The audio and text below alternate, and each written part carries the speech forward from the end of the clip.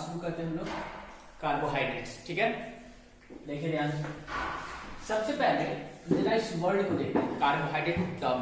ठीक है, carbohydrate word का लिटरल मीनिंग होता है hydrates of carbon. Hydrates of carbon. Carbohydrate अपने आप में एक मिसनॉमर टर्म है। मिसनॉमर का मतलब होता है wrong name given to a phenomenon, किसी भी चीज को गलत नाम दिया गया। स्टार्टिंग में एक मिसबिलीव था कि कार्बोहाइड्रेट्स जो है ये कार्बन के हाइड्रेट्स हैं, एक मिसबिलीव था। और इसका कारण क्या था? इसका कारण ये था कि स्टार्टिंग में जितने भी कार्बोहाइड्रेट्स मिले, स्टार्टिंग में जितने भी कार्बोहाइड्रेट्स मिल रहे थे, उनका जनरल फॉर्मूला जो था वो कुछ इस फॉर्मूला को फॉलो कर रहा था। स्टार्टिंग में जो कार्बोहाइड्रेट्स मिल रहे थे उसका जनरल फॉर्मूला CHH2O। अब इसमें अगर देखो तो इसमें जो हाइड्रोजन और ऑक्सीजन का रेशियो है वो क्या है? 2:1। 2:1। ऐसा नहीं जैसे कि वाटर में होता है। तो ऐसा लगने लगा कि कार्बोहाइड्रेट्स जो है वो कार्बन के हाइड्रेट्स है, मतलब कार्बन वाटर के साथ एसोसिएटेड है, इसलिए टर्म क्या दे दिया? कार्बोहाइड्रेट्स। लेकिन एक्चुअली में ऐसा है नहीं, एक्चुअली में ऐसा है नहीं। जैसे देखो सपोज करो जैसे C6H12O6 ग्लूकोज को अगर देखते हैं तो इसमें भी अगर हाइड्रोजन और ऑक्सीजन का अगर रेशियो देखे तो इसमें भी क्या है? 2:1। ठीक है, अगर हम ये ग्लूकोज, अगर सुक्रोज को देखते हैं तो सुक्रोज क्या होता है? C12H22O11। इसमें भी अगर हाइड्रोजन और ऑक्सीजन के रेशियो को देखें तो इसमें भी क्या है? 2:1। तो बेसिकली स्टार्टिंग में जो कुछ कार्बोहाइड्रेट्स मिल रहे थे उन सब में कार्बन और हाइड्रोजन और ऑक्सीजन का रेशियो 2:1 है, जैसे कि वाटर मॉलिक्यूल में होता है। तो कार्बन के साथ वाटर मॉलिक्यूल एसोसिएटेड है ऐसा लग रहा था, इसलिए स्टार्टिंग में क्या नाम दिया गया? कार्बोहाइड्रेट्स। लेकिन एक्चुअली में ऐसा है नहीं, यहां कोई वाटर मॉलिक्यूल नहीं है। ग्लूकोज में अगर C6H12O6 लिख रहे हैं तो क्या इसको ऐसे लिख सकते हैं? C6H2O, इधर क्या लिख सकते हैं? 6। तो इस जनरल फार्मूला को देखो फॉलो कर रहा है। यहाँ पे x बराबर 6 है और y बराबर 6 है, उसमें से सुक्रोज को भी लिख सकते हैं। बहुत सारे ऐसे भी कंपाउंड, जैसे सपोज कर हम स्टार्च की बात कर लेते हैं तो ये क्या है? C6H10O5, इसका क्या है? पॉलीमर है। ठीक है ना, ग्लूकोज का पॉलीमर होता है। तो यहाँ पे भी अगर हाइड्रोजन ऑक्सीजन का रेशियो देखे तो ये भी क्या है? 2:1। तो स्टार्टिंग में जितने भी कार्बोहाइड्रेट्स मिल रहे थे उन सब में हाइड्रोजन और ऑक्सीजन का रेशियो क्या था? 2:1। तो एक मिसबिलीव बन गया क्या कि इसके साथ वाटर एसोसिएटेड है। तो वाटर के लिए टर्म यूज करें हाइड्रेटेड, मतलब कार्बन के साथ वाटर है, तो इसलिए टर्म क्या दे दिया? कार्बोहाइड्रेट्स, मतलब हाइड्रेट्स ऑफ कार्बन। लेकिन एक्चुअली में ऐसा नहीं है, यहाँ पे कोई वाटर मॉलिक्यूल नहीं है। तो स्टार्टिंग में चूंकि टर्म दे दिया गया तो आज भी उसे हम लोग फॉलो कर रहे हैं, लेकिन हम लोग यहाँ पे समझेंगे कि एक्चुअली में कार्बोहाइड्रेट्स क्या है। तो अभी हमने क्या देखा? ग्लूकोज, सुक्रोज या स्टार्च को देख लो या सेलुलोज को देख लो, ये सब किसके पॉलीमर है? ग्लूकोज के ही पॉलीमर है। ठीक है ना, इन सब में रेशियो हाइड्रोजन और ऑक्सीजन का कितना है? 2:1। इसलिए क्या टर्म दिया गया था स्टार्टिंग में? कार्बोहाइड्रेट्स, मतलब कार्बन के हाइड्रेट्स। लेकिन रियलिटी में ऐसा नहीं। ठीक है ना, तो पहले देखेंगे क्या क्या है। ठीक है,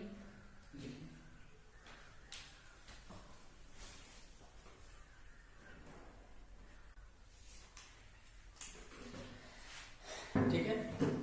तो देखो ध्यान से, जो हाइड्रेट्स ऑफ कार्बन का जो टर्म क्या बताया? ये एक मिसबिलीफ है, मिसबिलीफ है, एक गलत धारणा है, मतलब मिसनॉमर टर्म है। देखेंगे सारे के सारे जरूरी नहीं है कि कार्बोहाइड्रेट्स में हाइड्रोजन और ऑक्सीजन का रेशियो 2:1। ठीक है, जैसे देखो एक शुगर है जिसका नाम है रैमनोज। ठीक है ना, रैमनोज को देखते हैं। तो रैमनोज को अगर देखोगे तो इसमें है C6H12O5, ये इसका फॉर्मूला C6H12O5। तो यहां देखो हाइड्रोजन ऑक्सीजन का रेशियो 2:1, नहीं, नहीं, ठीक है ना, यस सर। यहाँ पे नहीं है। उसी तरह से अगर तुम देखो 2-डीऑक्सीराइबोज शुगर, तो 2-डीऑक्सीराइबोज शुगर को अगर देखेंगे तो यहां पे क्या है, C5H10 और O11, ठीक है ना, O11 O5, C5H10 O5। तो यहां पे भी हाइड्रोजन और ऑक्सीजन का रेशियो देखो, यहां पे ये डीऑक्सीराइबोज शुगर का जब हम लोग बनाते थे ऐसा था ना, तो यहाँ पे देखो ध्यान से, यहाँ OH था, यहाँ पे H था, ठीक है ना, और यहाँ पे भी H है, यहाँ पे भी H है, यहाँ पे H है, OH है, यहाँ CH2OH है और यहाँ पे H, यही था ना 2-डीऑक्सीराइबोज शुगर। यहाँ पे देखो डीऑक्सीडेशन हुआ है, तो यहाँ देखो कार्बन तो 5 है, 1 2 3 4 5 कार्बन है। हाइड्रोजन काउंट करो, 1 2 3 4 5 6 7 और 3 10, तो हाइड्रोजन कितना है 10। ऑक्सीजन काउंट करो, 1 यहाँ है, 1 2 3 4, 1 2 3 4, तो ऑक्सीजन कितना है इसमें 4। तो यहां भी देखो कार्बन और हाइड्रोजन का रेशियो यहाँ भी 2:1 नहीं, तो जरूरी नहीं है कि हर कार्बोहाइड्रेट्स में हाइड्रोजन और ऑक्सीजन का रेशियो 2:1 हो, जरूरी नहीं है। जैसे कि किसमें नहीं है, देखो ध्यान से, रैमनोज में नहीं है, 2-डीऑक्सीराइबोज शुगर में नहीं है जो डीएनए में पाया जाता है, इसमें भी नहीं है, ठीक है, इस तरीके से। अच्छा, इसके अलावा कुछ ऐसे भी कंपाउंड्स हैं जो फॉर्मूला तो फॉलो कर रहे हैं कार्बोहाइड्रेट्स का, लेकिन वो कार्बोहाइड्रेट्स नहीं है। मतलब CxH2O इस फॉर्मूला को फॉलो कर तो रहे हैं, लेकिन वो कार्बोहाइड्रेट्स नहीं है।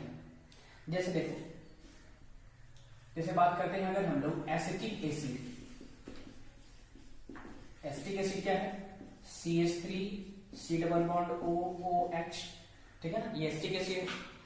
तो देखो यहाँ पे कार्बन कितना है 2, हाइड्रोजन 4 और ऑक्सीजन 2, है ना।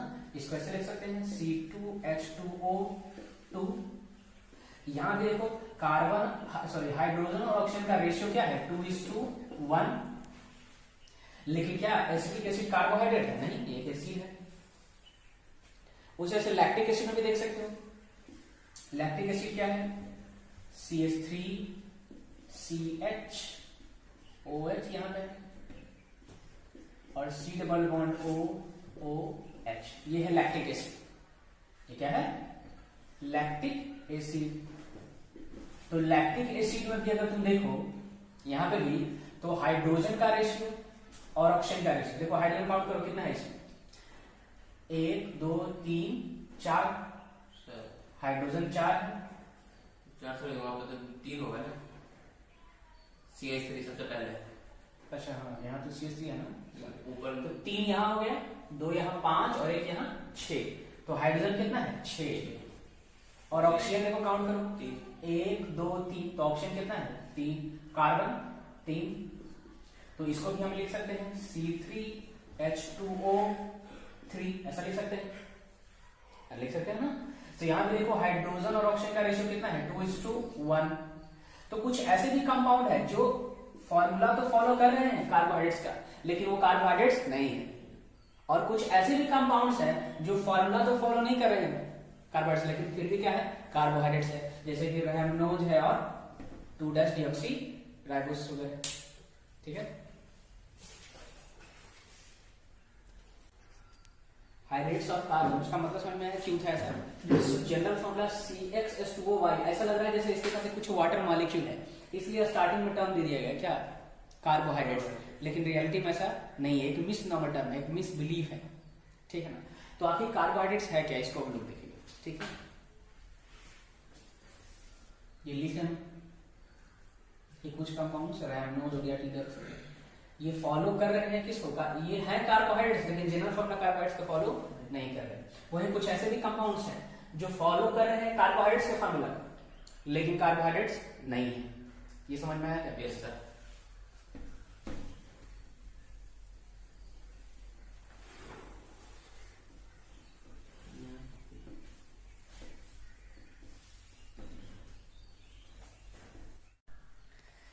ठीक है, देख लिया। तो कार्बोहाइड्रेट्स के बारे में अब आगे। तो कार्बोहाइड्रेट्स का डेफिनेशन क्या लिखेंगे, देखो ध्यान से। कार्बोहाइड्रेट्स में क्या क्या कॉमन है। कार्बोहाइड्रेट्स में हमें या तो एक अल्डिहाइड ग्रुप देखने को मिलता है या फिर देखने को मिलता है एक कीटोन। या तो अल्डिहाइड ग्रुप देखने को मिलता है या फिर क्या देखने को मिलता है, कीटोन। ये हो गया aldehyde. C double bond OH, इसे अल्डिहाइड बोलते हैं। और C डबल बॉन्ड O, दो वैलेंसी है, ये कीटोन हो गया।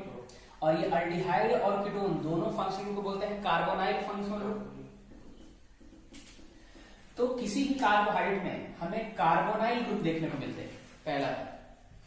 दूसरा, इसके साथ बहुत सारे हाइड्रोक्सी ग्रुप लगे हुए हैं, बहुत सारा OH ग्रुप है, ये कॉमन है। क्या बताया मैंने, एक तो कार्बोनाइल फंक्शनल ग्रुप देखने को मिलते हैं और दूसरा क्या देखने को मिलेगा, बहुत सारा OH। तो अब देखो, ये कार्बोनाइल फंक्शनल ग्रुप या तो तुम्हें फ्री फॉर्म में दिख सकते हैं या फिर दिख सकते हैं हेमी एसिटल के फॉर्म।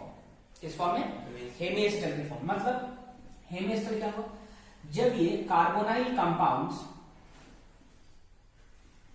ये सपोज करो कोई ये अल्डिहाइड हो गया, ये जब कार्बोनाइल कंपाउंड्स रिएक्ट करता है किसके साथ, अल्कोहल के साथ, ठीक है ना। ये है, इसके ऊपर एक पॉजिटिव चार्ज आएगा, ये यहां से H प्लस भागेगा, ठीक है ना। तो ये इसके ऊपर अटैक करता है। तो ये जब दोनों कार्बोनाइल कंपाउंड, ये सपोज करो अल्डिहाइड है और ये अल्कोहल, जब ये रिएक्ट करता है तो ये क्या बनेगा, RCO R डैश, जिसको R डैश, ठीक है। और यहाँ पे क्या जाएगा O और ये H। तो क्या बना जाता है, हेमी एसिटल ग्रुप बना देगा। तो या तो कार्बोनाइल कंपाउंड हमें फ्री मिलेगा, मतलब अल्डिहाइड और कीटोनिक फॉर्म में, या फिर क्या देखने को मिलेगा, हेमी एसिटल के फॉर्म। किस फॉर्म में, हेमी एसिटल के फॉर्म।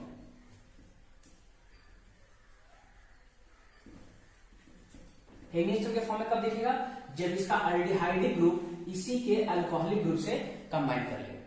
बात समझ रहे हो क्या बोला मैंने। तो कार्बोहाइड्रेट कैसे डिफाइन कर, क्या मिलेगा, उसमें बहुत सारा हाइड्रोक्सी है, मतलब पॉलीहाइड्रोक्सी है, और कार्बोनाइल फंक्शनल ग्रुप है। तो कार्बोनाइल फंक्शनल ग्रुप या तो फ्री मिल सकता है या फिर हेमी एसिटल के फॉर्म मिल सकता है, ठीक है ना। तो कार्बोहाइड्रेट्स कैसे डिफाइन करेंगे, carbohydrates are polyhydroxy carbonyl compounds, polyhydroxy carbonyl compounds और having hemiacetal form. Polyhydroxy carbonyl compounds का मतलब क्या हुआ, पॉलीहाइड्रोक्सी अल्डिहाइड और पॉलीहाइड्रोक्सी कीटोन। समझ रहे हो नहीं, तो इस तरह से लिखेंगे। तो लिख लो, ये समझ में आया है, इस तरह लिख लीजिए।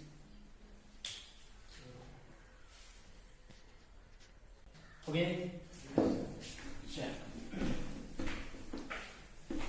तो क्या लिखेंगे कार्बोहाइड्रेट्स के बारे में, कार्बोहाइड्रेट्स आर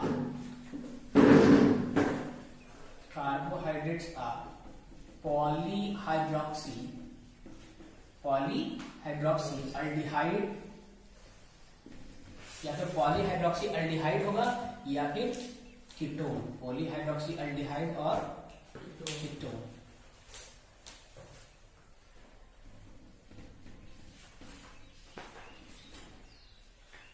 लेकिन देखो ध्यान से, कार्बोहाइड्रेट्स पॉलीहाइड्रोक्सी तो होगा ही, मतलब बहुत सारे OH ग्रुप तो होंगे ही। साथ साथ क्या होगा, कार्बोनाइल कंपाउंड होगा, मतलब या तो अल्डिहाइड होंगे या कीटोन, या फिर हो सकते हैं किस फॉर्म में, हेमी एसिटल के फॉर्म में।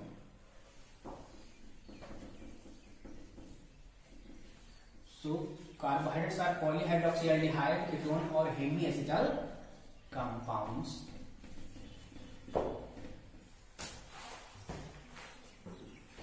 अब देखिए एक बात को समझो,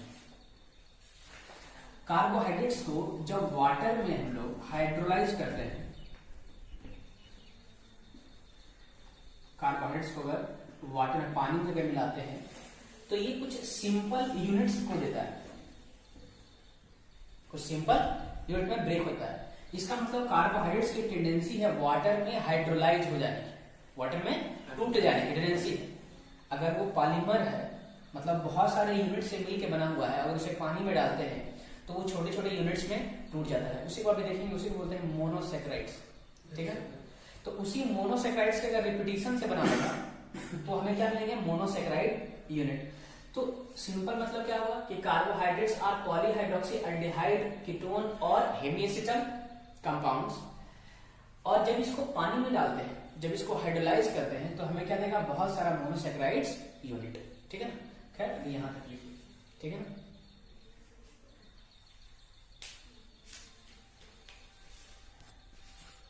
तो कार्बोहाइड्रेट्स को क्लासिफाई कैसे करेंगे, देखो ध्यान से। कार्बोहाइड्रेट्स को सबसे पहले हम लोग दो ग्रुप में बांट सकते हैं, एक जिसे बोल रहे हैं शुगर्स और दूसरा नॉन शुगर्स। शुगर्स और नॉन शुगर्स। शुगर्स क्या होंगे, जिसका टेस्ट स्वीट हो। शुगर्स का मतलब क्या होगा, sweet in taste, sweet in taste. ठीक है, नॉन शुगर का मतलब जिसका स्वीट टेस्ट नहीं है। ठीक है, सिंपल। तो कार्बोहाइड्रेट्स बहुत सारे ऐसे हैं जिनका टेस्ट कैसा है, स्वीट, मीठे लगते हैं। इसलिए एक टर्म यूज किया गया कार्बोहाइड्रेट्स के लिए, सैकेराइड्स। सैकेराइड्स का मतलब होता है sweet in taste. Latin word है सैकेराइड। सैकेराइड वर्ड आया है सैक्रम से, जिसका मतलब होता है स्वीट। सैक्रम टर्म से आया है कौन, सैकेराइड, जिसका मतलब क्या है, स्वीट। तो बहुत सारे कार्बोहाइड्रेट्स ऐसे हैं जिनका टेस्ट स्वीट है और बहुत सारे ऐसे हैं जो नॉन स्वीट है। नॉन शुगर्स का मतलब नॉन स्वीट, मतलब जो मीठे नहीं लगते। अब ये जो शुगर्स जो मीठे टेस्ट वाले हैं, इसमें दो ग्रुप है। एक है तुम्हारा मोनोसैकेराइड्स का, मोनोसैकेराइड्स का, और दूसरा ग्रुप है ओलिगोसैकेराइड्स।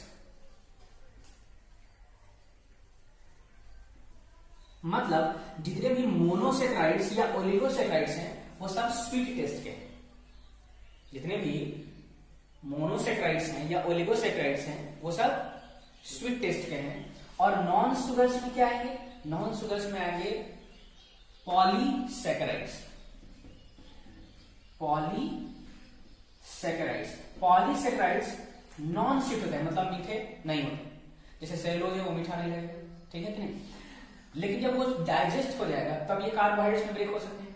ठीक है ना, अब फिर से देखो ध्यान से। तो कार्बोहाइड्रेट्स को हमने दो ग्रुप में बांटा, एक शुगर्स दूसरा नॉन शुगर्स। शुगर्स के अंदर क्या क्या है, मोनोसैकेराइड्स और ओलिगोसैकेराइड्स। और नॉन शुगर्स के अंदर क्या है, पॉलीसैकेराइड्स। पॉलीसैकेराइड्स का मतलब, पॉली का मतलब क्या होता है, पॉली का मतलब होता है मेनी, मतलब बहुत सारे सैकेराइड यूनिट के मिलने से बना हुआ होगा।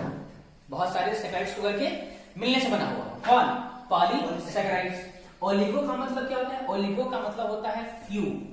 ओलिगो का मतलब क्या होता है, फ्यू, मतलब कुछ सैकेराइड यूनिट से मिलकर बना होगा। कुछ सैकेराइड यूनिट कितने हो सकते हैं, 2 से लेकर के 2 to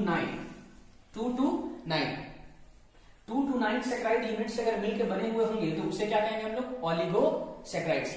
2 से 9 के बीच में। अगर 10, 11, 12 फिर फर्दर अगर बहुत ज्यादा होने लगे तो क्या बोलेंगे, पॉलीसैकेराइड्स। अगर एक ही यूनिट हो, मोनो का मतलब क्या होता है, सिंगल, वन।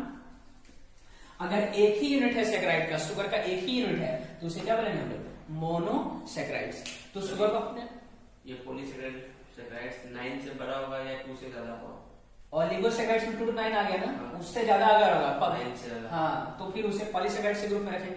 ठीक है, और अगर इस रेंज में है तो क्या बोलेंगे, ओलिगो। ओलिगो का मतलब क्या होता है, फ्यू, मतलब कुछ सैकेराइड यूनिट से, कुछ शुगर यूनिट से मिलकर बना हुआ, तो क्या बोलेंगे उसे, ओलिगोसैकेराइड्स। अगर वो सिंगल है तो मोनोसैकेराइड। तो मोनोसैकेराइड्स, ओलिगोसैकेराइड्स शुगर से कैटेगरी में आएंगे, मतलब इनका मीठा, इनका टेस्ट मीठा होगा। और जनरली जो पॉलीसैकेराइड्स होते हैं वो नॉन स्वीट होते हैं। ठीक है, अब देखो इस पॉलीसैकेराइड्स को फिर फर्दर हम लोग दो ग्रुप में बांट सकते हैं। इस पॉलीसैकेराइड्स को भी हम लोग दो ग्रुप में बांट सकते हैं। एक है तुम्हारा होमोपॉलीसैकेराइड्स, होमोपॉलीसैकेराइड्स। होमो का मतलब क्या होता है, जो होमो का मतलब होता है यूनिफॉर्मनेस के लिए हम यूज करते हैं होमो, एक समान जहां भी हो, मतलब एक ऐसा पॉलीसैकेराइड जो एक ही तरह के मोनोसैकेराइड के मिलने से बना। एक ऐसा पॉलीसैकेराइड जो सिर्फ एक ही तरह के मोनोसैकेराइड, जैसे मान लो सेलुलोज है तो सेलुलोज में सिर्फ ग्लूकोज का यूनिट्स है, स्टार्च है उसमें सिर्फ क्या है, ग्लूकोज का यूनिट्स है, तो वो किस में आ जाएगा, होमोपॉलीसैकेराइड्स में। हालांकि कुछ ऐसे भी पॉलीसैकेराइड्स हैं जो एक नहीं बल्कि डिफरेंट टाइप्स के शुगर से मिलने से बना हुआ है, तो उसे क्या बोलेंगे हम लोग, हेट्रोपॉलीसैकेराइड्स। हेट्रोपॉलीसैकेराइड्स। तो पॉलीसेकेराइड्स को हमने कंपोजिशन के बेसिस पे कितने बांटा? दो में, एक होमोपॉलीसेकेराइड, दूसरा हेटेरोपॉलीसेकेराइड। होमो मतलब जो एक ही तरह के शुगर से मिलकर बना हुआ होगा, और हेटेरो का मतलब जो एक से ज्यादा 2, 3, 4 तरह के शुगर से मिलकर बना हुआ होगा। ठीक है ना?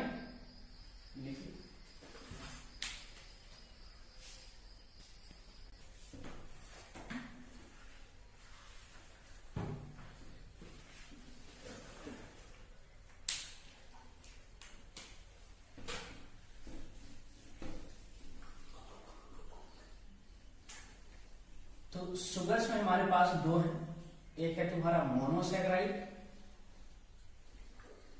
और दूसरा क्या है? ओलिगोसेकेराइड्स।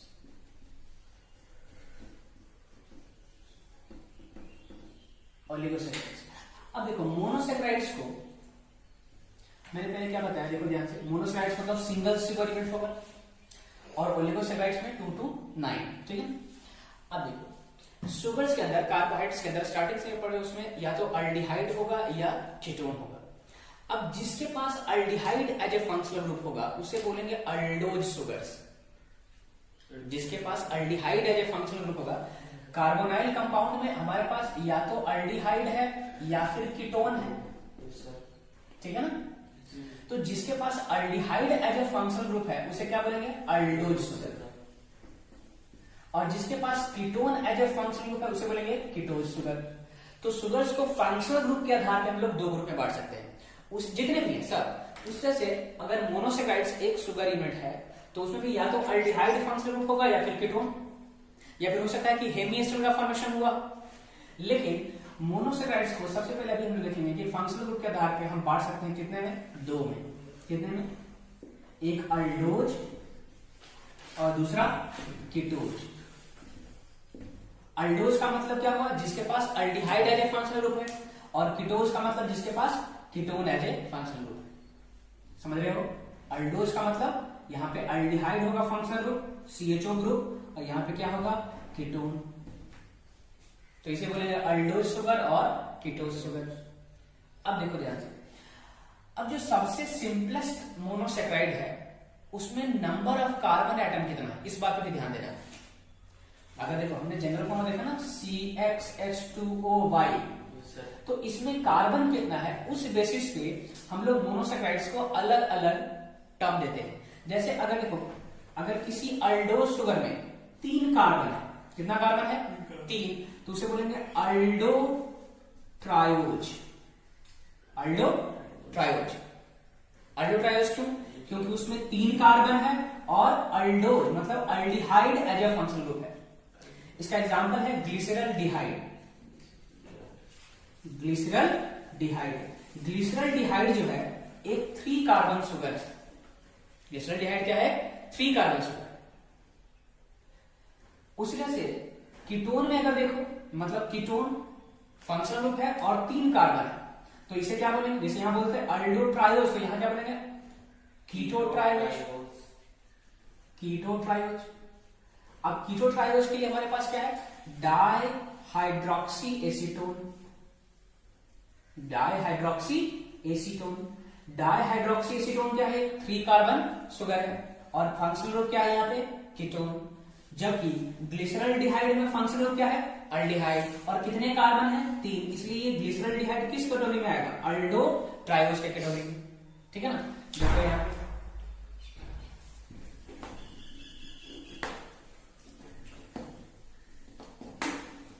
बात करते हैं ग्लिसरल डिहाइड। तो ये कार्बन और इसके साथ डबल बॉन्ड OH, ये रहा अल्डिहाइड ग्रुप। ठीक है?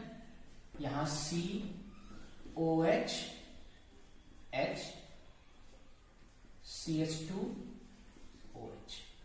ठीक है ना? देखो यहां पे फंक्शनल क्या है? अल्डिहाइड। फंक्शनल क्या है यहाँ पे? अल्डिहाइड, और 2 हाइड्रोक्सी ग्रुप लगा हुआ है यहाँ पे, CH2OH है। ये तुम्हारा क्या हो गया? ये हो गया ग्लिसरल डिहाइड। ग्लिसरल डिहाइड। तो ग्लिसरल डिहाइड क्या हो गया? अल्डो ट्रायोज। अल्डो ट्रायोज। जबकि देखो यहाँ पे डाइहाइड्रोक्सी एसीटोन में देखो, इसका C 3 कार्बन है, यहाँ पे कीटोन है। ठीक है ना? यहाँ पे हाँ यहाँ पे H OH H H2OH। तो ये क्या हो गया, डाइहाइड्रोक्सी। देखो दो हाइड्रोक्सी ग्रुप है, तो डाइहाइड्रोक्सी एसीटोन। तो ये हो गया किसमें, कीटो ट्रायोज के सुगर में कैटेगरी में आएगा। और ये ग्लिसरॉल्डिहाइड क्या हो गया, अल्डो ट्रायोज। ये क्या हो गया, डाइहाइड्रोक्सी एसीटोन क्या हो गया, कीटो ट्रायोज। कीटो क्योंकि यहाँ फंक्शनल ग्रुप क्या है, कीटोन। ट्रायोज क्यों, क्योंकि 3 कार्बन है। उसी तरह से अल्डो टेट्रोज होगा, अल्डो पेंटोज होगा, अल्डो हेक्सोज होगा, ठीक है ना। उसी तरह से कीटो टेट्रोज, कीटो पेंटोज, कीटो हेक्सोज होगा। समझ रहे हो कि नहीं।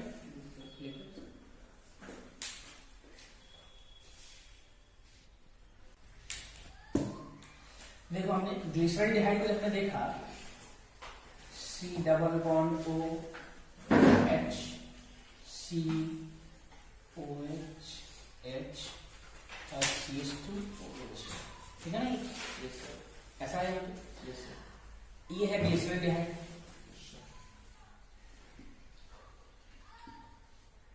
और दूसरे क्या देखा हमने, डाइहाइड्रोक्सी एसीटोन, COH H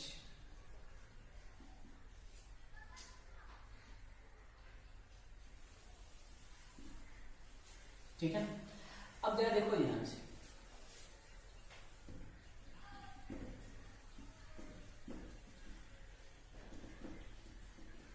इन दोनों में देखते हैं। तो ये क्या बताया, ये हो गया अल्डो ट्रायोज और ये हो गया कीटो ट्रायोज, ठीक है। अब जरा देखो ध्यान से, इस ग्लिसरॉल्डिहाइड मॉलिक्यूल में जो ये सेकेंड कार्बन है, यस सर, सेकेंड कार्बन है, ये एसिमेट्रिकल कार्बन है। Yes sir. एसिमेट्रिकल का मतलब ये हुआ कि कार्बन पे जो चारों ग्रुप अटैच है वो डिफरेंट है। चारों ग्रुप अगर जो अटैच हो क्या हो, डिफरेंट हो।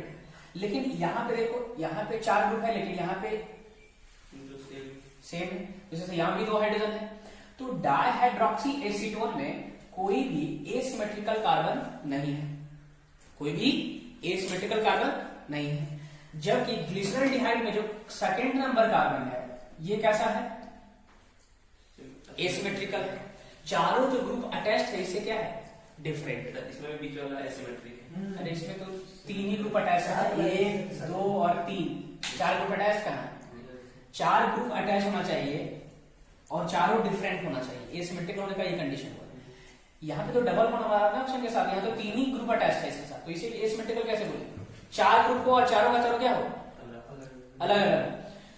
तो ग्लिसरॉल्डिहाइड में तो ये है लेकिन इसके पास नहीं है। तो ये डाइहाइड्रोक्सी एसीटोन को छोड़कर, डाइहाइड्रोक्सी एसीटोन को छोड़कर बाकी जितने भी कार्बोहाइड्रेट्स हैं सब में एक एसिमेट्रिकल कार्बन देखने को मिलता है एक्सेप्ट डाइहाइड्रोक्सी एसीटोन। तो एसिमेट्रिकल कार्बन सब में प्रेजेंट है। तो ये है यहां पे क्या, एसिमेट्रिकल कार्बन। अब देखो ऑर्गेनिक में पढ़ते हैं ना कि जहां पे भी एसिमेट्रिकल कार्बन मॉलिक्यूल में प्रेजेंट हो तो वो ऑप्टिकली एक्टिव होता है, मतलब वो ऑप्टिकल आइसोमेरिज्म शो करता है। तो एक्सेप्ट दिस डाइहाइड्रोक्सी एसीटोन जितने भी कार्बोहाइड्रेट्स हैं वो सब ऑप्टिकली एक्टिव होते हैं, ऑप्टिकली एक्टिव होते हैं। मतलब या तो वो डी फॉर्म में एग्जिस्ट करेंगे या फिर एल फॉर्म में, मतलब या तो वो डेक्स्ट्रोडिस्ट्री होंगे या फिर लेबोरेटरी। समझ रहे हो कि नहीं। तो एक्सेप्ट दिस डाइहाइड्रोक्सी एसीटोन, ये क्या है, ऑप्टिकली इनएक्टिव। ये क्या है, ऑप्टिकली इनएक्टिव। तो इसको छोड़ देना, डाइहाइड्रोक्सी एसीटोन को छोड़कर जितने भी हैं, जितने भी शुगर है, जितने भी कार्बोहाइड्रेट्स हैं सब में एक एसिमेट्रिकल कार्बन है। तो कार्बोहाइड्रेट्स क्या होते हैं, ऑप्टिकली एक्टिव हो गए, याद रखना। तो कार्बोहाइड्रेट्स क्या होंगे, ऑप्टिकली एक्टिव। और ऑप्टिकली एक्टिव क्यों होंगे, क्योंकि उनके पास क्या प्रेजेंट है, एसिमेट्रिकल कार्बन एटम, ठीक है।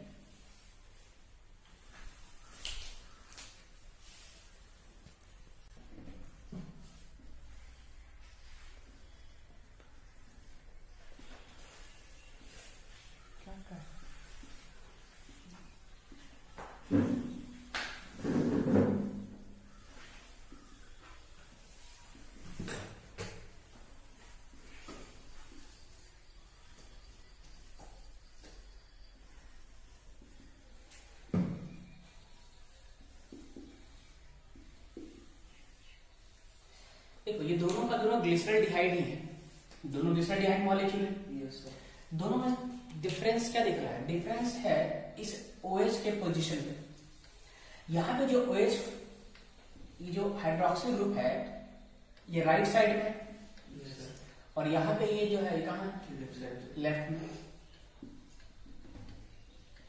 अब देखो ये कार्बोनाइल ग्रुप हो गया, और कार्बोनाइल ग्रुप और ये जो लास्ट कार्बन है, और ये सेकेंड लास्ट कार्बन है जो कि एसिमेट्रिकल है ना? समझ रहे हो इस बात को? देखो ध्यान से क्या बता रहा है।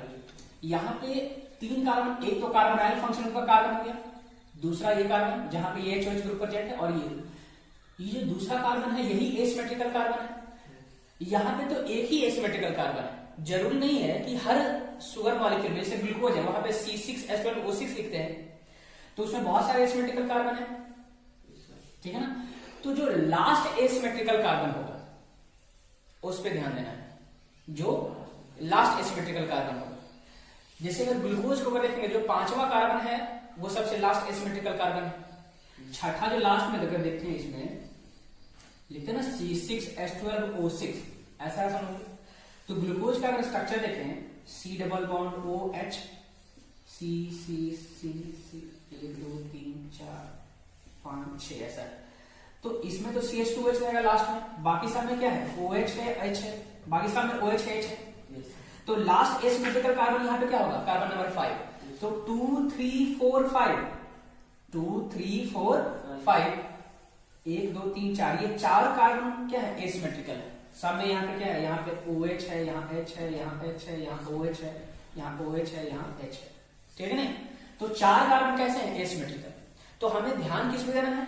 जो सबसे लास्ट एसिमेट्रिकल कार्बन है, मतलब ग्लूकोज के केस में कौन हो जाएगा? Carbon number 5। लास्ट का मतलब क्या हुआ? जो फंक्शनल ग्रुप से, जो कार्बोनाइल फंक्शन ग्रुप है उससे जो सबसे दूर है, ऐसा समझ लें।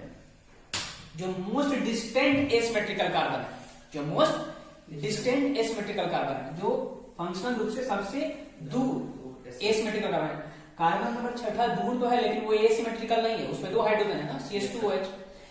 तो यहां पे देखो, इस कार्बन से सबसे डिस्टेंट पे तो यही है, दूसरा वाला है, तीसरा तो सिमेट्रिकल है। तो हमें ध्यान क्या देना है? इस कार्बन।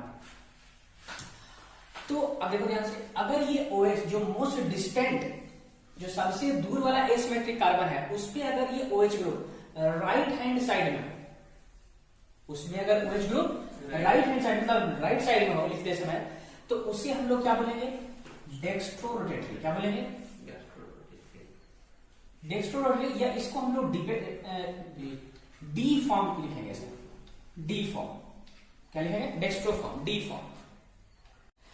और जो ग्लिसरॉल्डिहाइड का मॉलिक्यूल जहां पे ये OH जो लास्ट एसिमेट्रिकल पे जो OH इस तरफ है, लेफ्ट में है, तो इसे क्या लिखेंगे? L form. तो ये हो गया डी फॉर्म ग्लिसरॉल्डिहाइड, और ये क्या हो गया? L form glyceraldehyde. बाकी सारे सुगर्स का कंपैरिजन भी इसी ग्लिसरॉल्डिहाइड के मॉलिक्यूल से किया जाएगा। बात समझ रहे हो? मतलब अगर ग्लूकोज, जैसे समझ लो यहाँ पे 2 ग्लूकोज मॉलिक्यूल ले गए, ऐसा